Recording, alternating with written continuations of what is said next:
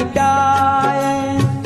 जैसे हरी कुरूरी के बालक, जैसे हरी कुरूरी के बालक, महाभारत में लिए री बचाए। तुम प्रभु अशरण शरण कहाए, तुम प्रभु अशरण